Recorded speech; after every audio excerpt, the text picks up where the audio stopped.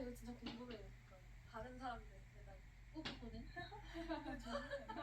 너무 확실하게 이성이었던 게 저는 제가 여행에서 책을 몇 권 사고 여행을 다녀와서 도서관에 가서 책도 빌렸거든요. 어떤 책들을 사고 빌렸는지 한번 소개해 드리려고 합니다. 첫 번째는 제가 저번 여행 영상에서도 소개를 해드렸었는데요. 명랑한 운둔자라는 책을 샀어요.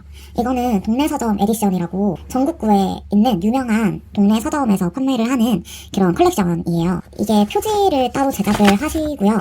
그리고 안에는 원래 기존에 나온 책이 들어 있습니다. 서울에도 있고 대전에도 있고 제주도에도 있고 이렇게 이런 서점들에서 구입을 할 수 있어요. 기념품이라고 생각을 하고 이 책을 샀습니다. 명랑한 운둔자야 워낙 유명한 책이기도 하고 많이 읽히는 책이잖아요. 그래서 저도 예전에 읽어보겠다고 했었는데 그때는 또 막 책을 읽을 만한 그런 여유로운 상황이 아니었어가지고 읽다가 말았었거든요. 그래서 이번에 좀 읽어보려고 구입을 했습니다. 그리고 그 다음에는 이제 강릉에 있는 윤슬서림이라는 곳에서 구입을 한 책들이에요. 먼저 이거는 무료로 배포하시는 잡지였어요. 2호의 주제는 어떤 비밀이라는 거고 이게 다양한 형식의 글들이 이렇게 수록이 되어 있거든요. 그래서 한 꼭지씩 읽어도 재밌게 읽을 수 있을 것 같아서 가져왔습니다.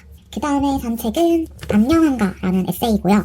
이거는 사진과 글이 함께 수록이 되어 있는 그런 에세이예요. 그래서 각 계절도 나와 있고 그리고 이 사진과 관련 있는 단어를 선정을 하셔가지고 그거와 관련된 이야기들을 풀어낸 그런 책입니다. 그래서 이거는 평화로운 일상에 대한 그런 내용을 담고 있어요. 그리고 마지막으로 산 책은 내밀예찬이라는 에세이예요. 이거는 말 그대로 내향성에 관해서 다루는 그런 책이더라고요. 저도 내향형이고 제 주변의 대다수 사람들이 내향형이거든요.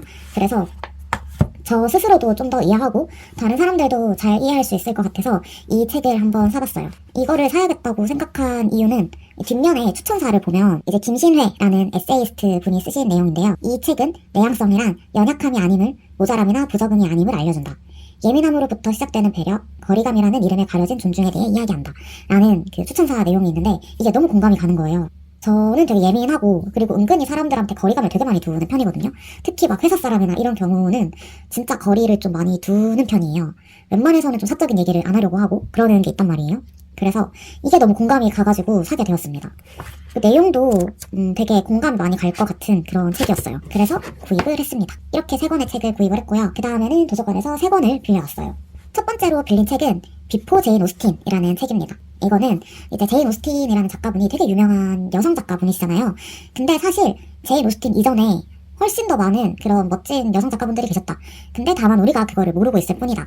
그래서 그런 작가분들에 대해 소개를 해주는 그런 책입니다. 일단 지금 제가 1장을 다 읽은 상태인데요. 1장에는 일본 작가분들이 나와요. 그 시대가 어떤 상황이었는지, 왜 여성들이 글을 쓰기 시작을 했는지, 어떤 장르의 글을 썼으며 써진 글들의 차이점에 대해서도 다루고 있어요. 그래서 되게 막 역사 공부를 하는 느낌도 들고 흥미롭더라고요. 제가 잘 모르는 분야에 대해서 설명을 해주다 보니까 굉장히 흥미롭습니다. 그리고 여기에 이제 겐지 이야기 되게 유명한 책이잖아요. 그거에 대해서도 나오는데 사실 그거를 읽어야겠다라는 생각을 한 적이 없거든요. 근데 이 책을 읽고 나니까 궁금한 거예요. 왜 그 책이 어떻게 만들어졌으며 어떤 의미가 있는지에 대해서 나오다 보니까 되게 읽어보고 싶다는 생각이 들더라고요. 그래서 이 책을 읽고 더 확장을 해서 다른 책들까지 읽을 수 있을 것 같아요. 그래서 되게 의미가 있는 책이라고 생각을 합니다. 그리고 그 다음에 빌린 책은 이 책 옆에 있었나? 그랬을 거예요. 이것도 비슷한 내용인데 글 쓰는 여자들의 특별한 친구라는 책이고요. 이거는 이제 여성 작가분들의 영감이 되었던 그리고 그 작가분의 옆에 있었던 누군가 에 대해서 다루는 책이에요. 뒷면에 있는 내용을 보면 읽기와 쓰기로 맺어진 여성들의 우정은 정직하고도 다채로웠다. 읽고 쓰는 행위는 고독하지만 신비롭게도 읽고 쓰는 여자들은 고립되지 않았다. 무엇보다 그녀들은 친구와 함께 살아갈 방도를 마련해갔다. 그렇게 치열하게 읽고 쓰면서 그녀들은 모두 드물고도 귀한 친구를 얻을 수 있었다. 이런 내용이 있어요. 이 책도 읽고 나면 여기에 나오는 작가님들의 책을 또 찾아서 읽게 되지 않을까라는 생각이 들었어요. 마지막으로 빌려온 책은 읽는 여행 스위스라는 책인데요. 제가 가고 싶은 여행지 중에 1순위가 스위스예요. 저는 스위스가 너무 가고 싶단 말이에요. 근데 스위스에 대한 책이 나온 거죠. 심지어 고전과 엮어서 스위스를 다룬다? 이 책은 무조건 읽어야겠다는 생각이 들어가지고 빌려야겠다라는 생각이 들었습니다. 일단 니체, 바그너, 실러, 헤세 이렇게 다루고 있다고 하네요. 제가 또 마침 시타르타를 다 읽었잖아요. 근데 여기에 헤르만 헤세의 내용이 나온대요. 안 그래도 오늘 시타르타를 다 읽고 뒤편에 작가 연역이 있었는데 거기에 스위스에서 살았다는 걸 봤거든요. 근데 마침 이 책에도 헤르만 헤세가 나와서 되게 반갑네요. 니체의 철학서도 되게 흥미롭게 읽었었거든요. 그래서 이 책도 너무 재밌게 읽을 수 있을 것 같습니다. 마침 시타르타도 다 읽었겠다. 이제 하나씩 열심히 읽어보도록 하겠습니다.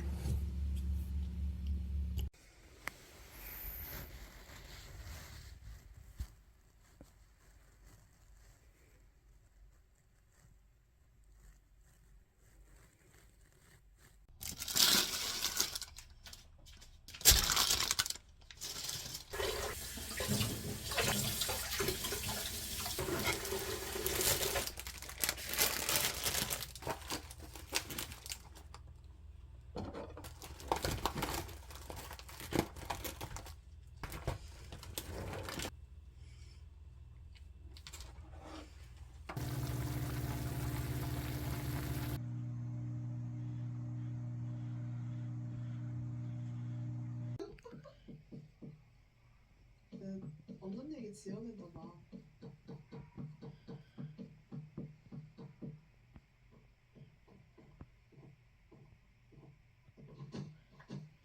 저번에 나 궁 다 봐가지고 얘기해줬는데 산나비 할 때.